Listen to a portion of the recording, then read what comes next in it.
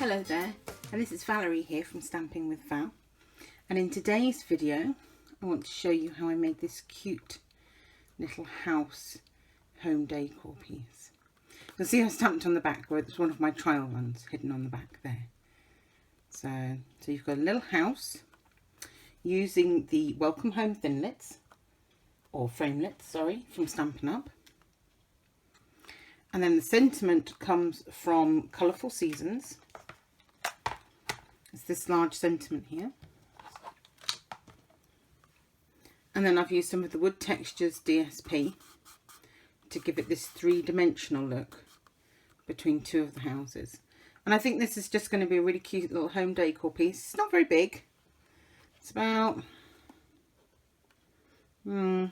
just under 10 centimetres tall, about 3 3/4 inches. So, but just a cute little something. It might make a fun housewarming gift or something like that for somebody who's just moved house. So let me go ahead and show you how I made this today. The first thing you're going to need to do is to cut two of the houses using the Welcome Home Framelits. So it's the big house, like that. Okay, I think those are fabulous. I love them. Okay, you're going to need to cut two. I've cut mine from white card, but you might choose to pick colours for the home decor that you're trying to coordinate. But my lounge is whites and greys and coppers and very pale pink. So I've chosen colours like that. I've already gone ahead and I've stamped this one already because actually I wanted to heat emboss this one. I decided to heat emboss this one with the gold embossing powder. Hopefully you can just see that catching the light there. Okay, which will tie in slightly better with my lounge. Okay, but this one I'd stamped in espresso, and you just go ahead with the stamp on a block, ink it up, but then where the tails come off on the Y and the T, they're actually a little bit wide for the house. You could leave them, or when you've inked them up, just use a nail or the edge of your finger just to remove some of the ink off the ends of those tails, clean those back up, and then stamp with it, and you'll get it like that one so that it doesn't fall off the edges. But you can have it fall off the edges, absolutely. So whichever colour you like. I went ahead and did this off screen because I wanted to do the heat embossing, and I didn't want to show you stamping per se. I wanted to show you how I made it three-dimensional.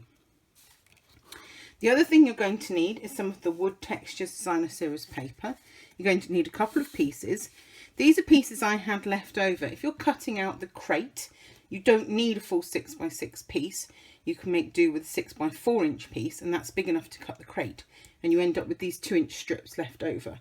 That's where mine came from anyway. So these are 2 inches wide and 6 inches long. And I've picked two that are the same paper. Sometimes the paper's reversible and you get very similar on the back. This one's a slightly different shade on the back, so I'm going to use the same side. I'm going to put the house fronts off to one side and work with these for a few minutes. And we're going to need our paper trimmer. Organised as ever, as you can see.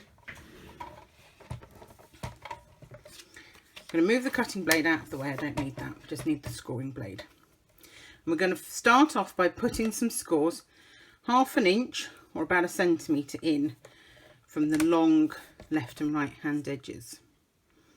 I'm going to end up mixing between inches and centimetres. I'm sorry about that. I just picked whichever one's easiest because I can work in either. So I'm going to do that. I'm going to put that to one side. I'm going to bring the other one in. So 1/2 inch again. These are the sort of the flaps that you're going to use to stick it to the front and the back of the houses.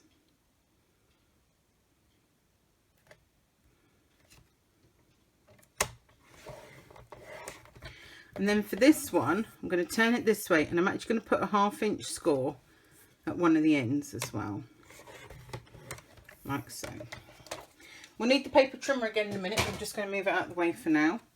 I'm going to fold along the score lines, and then that one I've put 1/2 inch in the end, and that's so that I can join the two pieces together. Okay, we're going to put some more scores in these in a minute, and we're going to remove some of the sides as well, but That's so that I can attach those two together. So I'm going to grab a bit of tape. Tear and tape is perfect. I've run out. So I've got some more on its way. But I found an old bit of the old sticky strip in a drawer. And that works just as well. So I'm going to go ahead. I'm going to stick these two pieces together at that fold.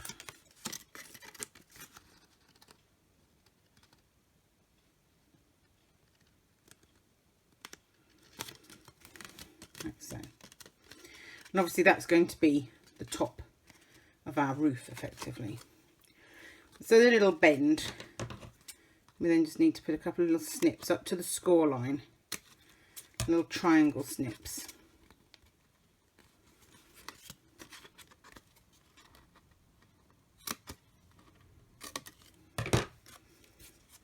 So that it'll, I haven't quite got up to the score line on that one. So that it'll bend like so.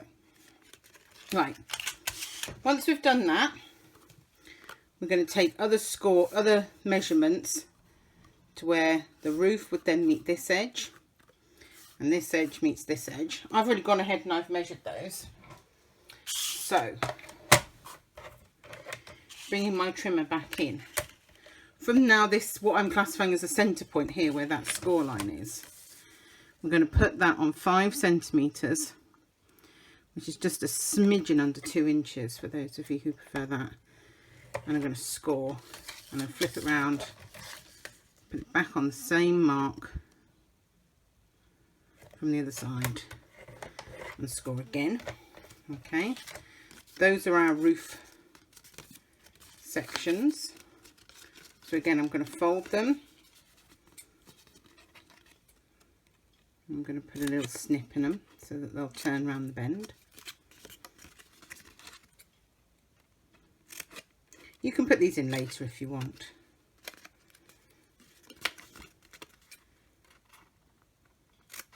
These little triangles don't have to be huge, just enough to let it go around the corner.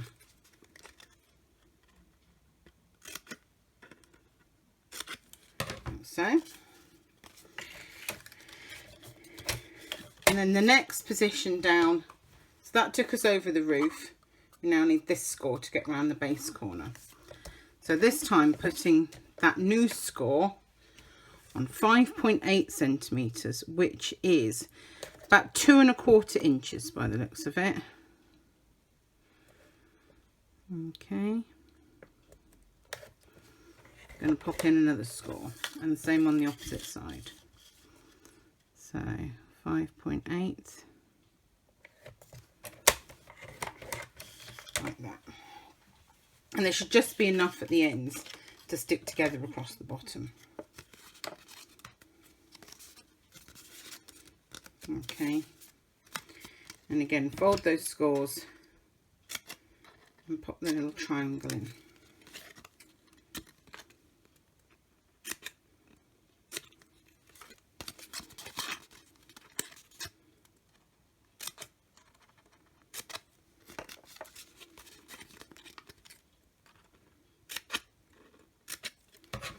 Okie doke.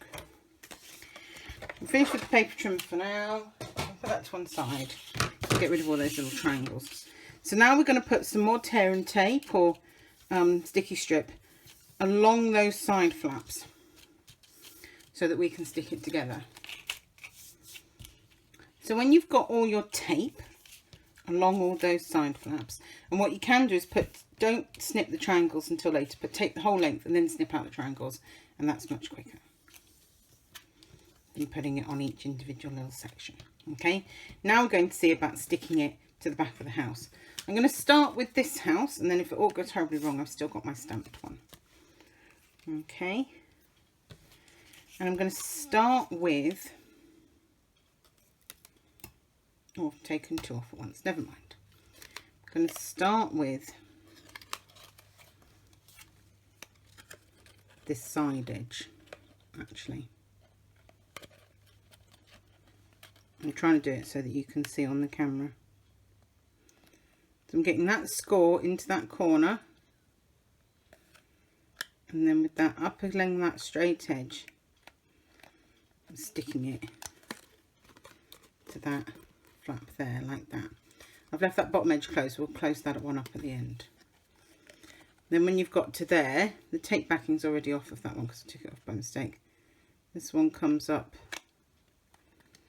in line with the roof. Okay, these ones are quite good. You can get these ones pressed firmly down. When we do the other side, you can't get inside so easily to press. But then remove the tape back in and come down.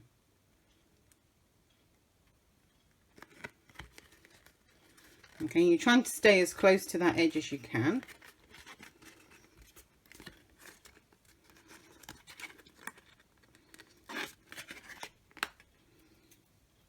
Oh,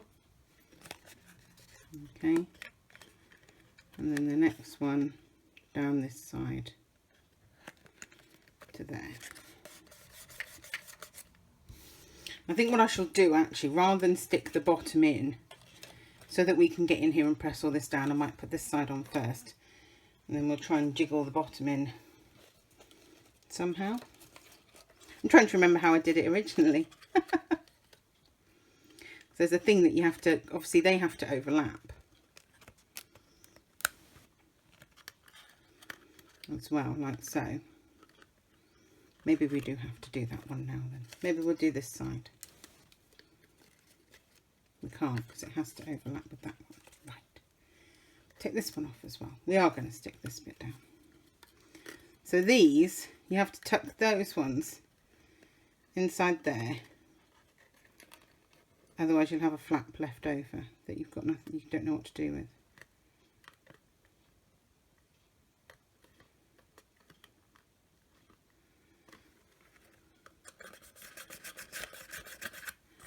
Like so, there you go. Right then, now we can see about removing the tape backing from this. But I'd be a bit cautious about just sticking them to each other, just in case they don't line up quite right with the house itself.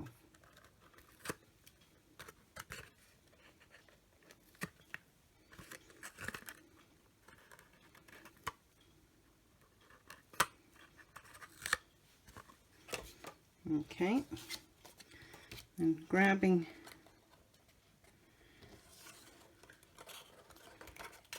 it's all going to stick to me now because all the tape's off.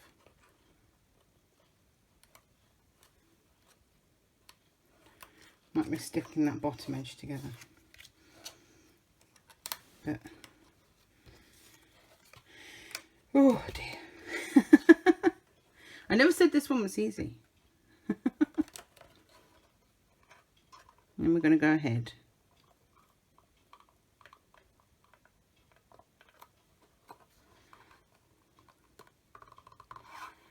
and line up the edges. There we go, like so.